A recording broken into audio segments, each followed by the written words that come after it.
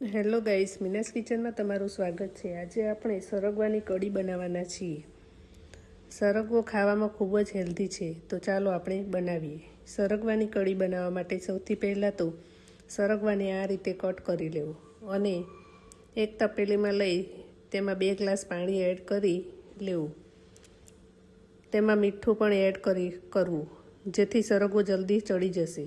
સરગવો ચડી ગયો છે પછી સરગવાની કઢી બનાવવા માટે એક કઢાઈમાં 1 પરી તેલ લઈ તેલ ગરમ થાય એટલે તેમાં રાઈ, હિંગ, લસણની પેસ્ટ, મરચાંની પેસ્ટ, કઢી પત્તા એડ કરી તેમાં બાફેલો સરગવો એડ કરી લેવો। પછી તેને સારી રીતે મિક્સ કરી તેમાં છાશ ઉમેરી લેવી। છાશમાં 3 ચમચી જેટલો ચણાનો લોટ એડ કરેલો છે। પછી તેને સારી રીતે મિક્સ કરીને તેમાં હળદર, ધાણા જીરું, સ્વાદ અનુસાર મીઠું ઉમેરી થવા દેવું। 10 મિનિટમાં સરગવાની કઢી તૈયાર થઈ જશે।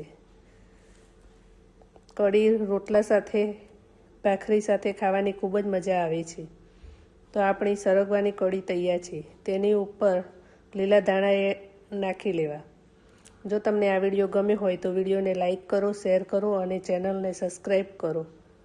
મળીશું એક નવી રેસિપી સાથે। ત્યાં સુધી બાય બાય, થેન્ક યુ।